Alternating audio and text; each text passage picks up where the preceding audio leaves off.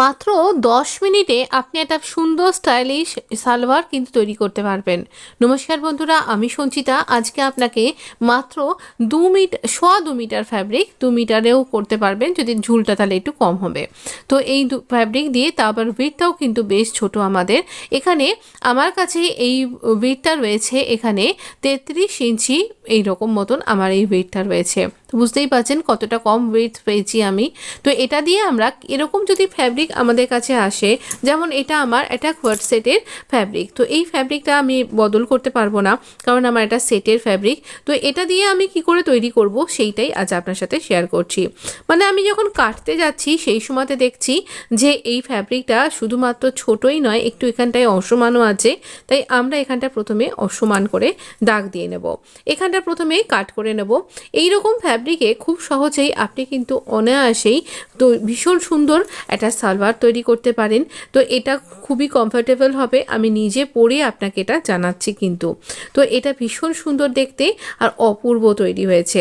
তো আপনি পুরো ভিডিওটা দেখতে থাকুন। আমরা সমান করে নিয়ে কাট করে নিলাম। তারপর এখানে ৩ ইঞ্চি ইলাস্টিক এর জন্য মাপ করে ৩ ইঞ্চিতে নিচ্ছি, কারণ ১ ইঞ্চি এটা ইলাস্টিক, এটা বেল্টের জন্য মার্ক করে নিলাম। এটা 4 ফোল্ড করা রয়েছে একই সাথে। আর আবারও বললাম, এর ফ্যাব্রিকের উইথ কিন্তু খুব কম, এখানে ৩৩ ইঞ্চি মতন এখানে আমি উইথটা পেয়েছি। তো কতটা কম উইথ রয়েছে দেখুন, আমি আপনাকে ভালো করে মেপে দেখিয়ে দিচ্ছি। তারপর ছোট বড় আছে। তবে একটা প্লাস পয়েন্ট, এটা দেখতে ভীষণ সুন্দর ফ্যাব্রিকটা।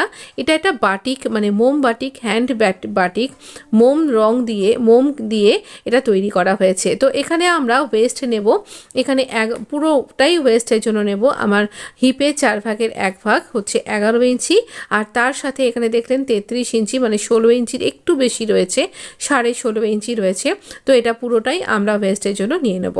তো এইরকম যদি আমাদের ওয়েস্টের জন্য নিতে হয়, তাহলে আমি আবারও বলে দিচ্ছি, আমি হিপে 4 ভাগের 1 ভাগ 11 ইঞ্চি, তার থেকে আমি আরও 3 ইঞ্চি নিয়ে আমি এখানে ক্রস এরিয়ার জন্য মার্ক করলাম। তো এখানে নিচ্ছি আমি তাহলে 16.5 ইঞ্চি। এবার এখান থেকে যদি 2 ইঞ্চি কম করে নিই বা 2.5 ইঞ্চি কম করে নিই, তাহলে আমার ওয়েস্ট লাইনে কম পড়ে যাবে। সেই ক্ষেত্রে আমরা কিভাবে মেজারমেন্টে নেব বলছি। প্রথমে আমরা এখানে 14 ইঞ্চি যেখানে হচ্ছে সেখানে মার্ক করব। 14 ইঞ্চি যেখানে হলো ক্রস লাইনের জন্য মার্ক করলাম। তারপর আমি এখানে 2 ইঞ্চিতে মার্ক করলাম। 2 ইঞ্চিতে মার্ক করার পর আমি দাগটাকে সোজা দিকে দাগ দেব না, তাহলে আমার ওয়েস্ট লাইনে কম পড়ে যাবে। তাই জন্য আমি এরকম না দিয়ে আমি এই দাগটাকে এরকম ট্যাঁচা করে দেবো। দেখুন এইরকমভাবে রেখে এইরকম কোণার সাথে মিলিয়ে দেবো। এতে করে আমার ভীষণ সুন্দর একটা ফিটিংস তৈরি হবে, আর ওয়েস্ট লাইনটাও আমার সুন্দরভাবে থাকবে। এখানে 1 ইঞ্চির মতন একটা গোলাই করে দেব। আর এই রকমভাবে যদি আপনি কাট করেন, আপনার কাপড়ের সুন্দরভাবে এটা তৈরি হয়ে যাবে, কাপড়টা কম পড়বে না। এবার লেন্থ নেব। লেন্থটাও দেখুন আমার কম রয়েছে, 37 ইঞ্চি লেন্থ থাকছে। বেল্টটা ছেড়ে দিয়ে আমার পুরোটাই কিন্তু বেল্টের জন্য লেগে যাচ্ছে। এক্সট্রা করে ফোল্ডিংয়ের জন্য আমি মাত্র 2 ইঞ্চি মতন পাচ্ছি। এবার আমি এখানে আমার সালোয়ারের বটমটা নিচ্ছি।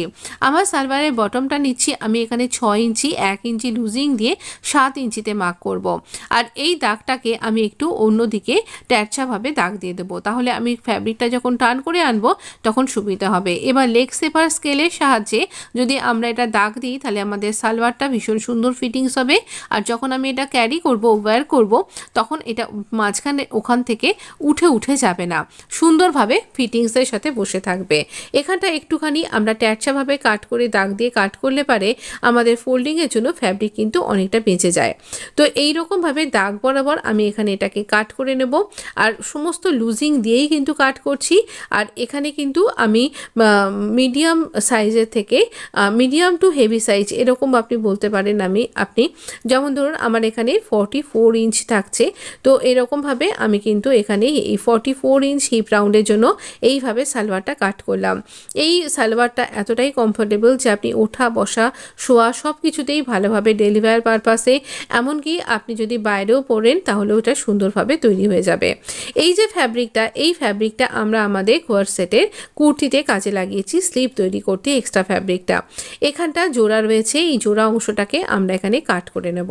তো এই অংশটা আমরা এখানে সমান করে নিয়েছি। এই দেখুন এখানটা এভাবে সমানভাবে কাট করবেন, যেন ছোট বড় না হয়ে যায়, সেদিকটা কিন্তু খেয়াল রাখতে হবে, তাহলে আমাদের এখানে বটমটা ছোট বড় হয়ে যাবে। আমাদের এইখানে এই রকমভাবে আমি এটাকে খুলে নিলাম। আর এবার আমি এখানে সোজা দিকে এই রকম উল্টো দিকটাতে দুটো দাগ দিয়ে এটা উল্টো দিক বলে মার্ক করে রাখছি। তো এবার আমরা এখানে ক্রস লাইনটা জয়েন্ট করে নেব। উল্টো দিকে মার্ক করে রেখেছি, আর এবার আমরা ক্রস লাইনটা এখানে স্টিচ করে নেব। স্টিচ করবার সময়তে দেখুন আমি এখানে দেখাচ্ছি, আমরা যখন স্টিচ করব, ক্রচ এরিয়াটা যখন জয়েন্ট করব তখন আমরা এই রকমভাবে আমাদের সোজা দিকগুলোকে ভেতর দিকে রাখবো আর উল্টো দিকগুলো বাইরে বার হয়ে থাকবে। এই রকমভাবে রেখে আমরা এখানে সোজা স্টিচ করে দেবো। এই রকমভাবে ডাবল স্টিচ করবেন এবং সম্ভব হলে আপনি পিকো করে নেবেন।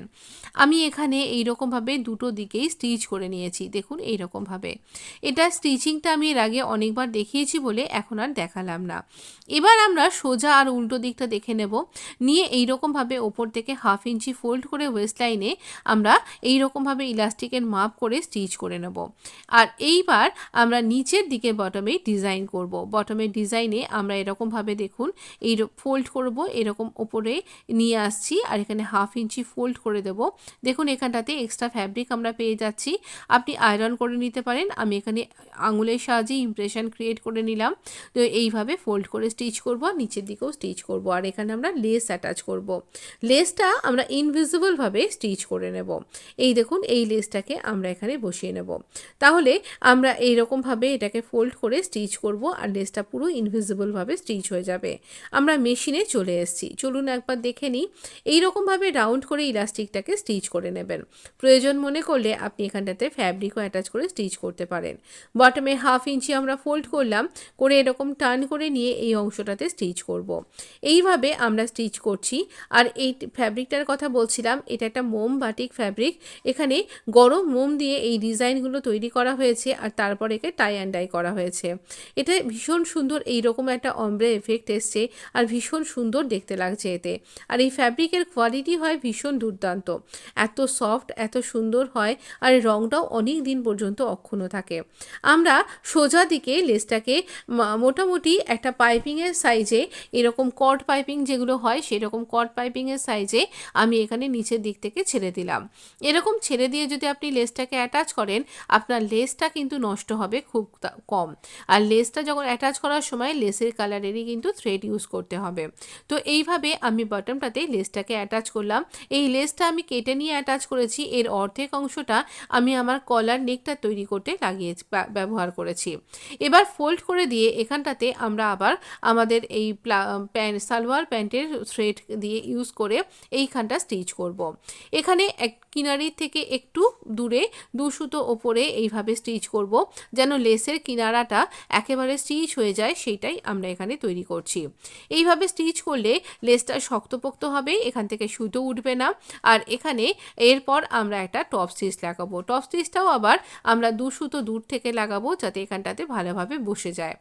এইভাবে স্টিচ করলে আমাদের লেসটা কিন্তু ইনভিজিবলভাবে স্টিচ হয়ে যাবে, একদম কোনো রকম অসুবিধা হবে না। আমরা নিমেষে এটা তৈরি করতে পারবো ভীষণ সুন্দর শক্তপোক্তভাবে। এবার দেখুন কত সুন্দর হয়েছে।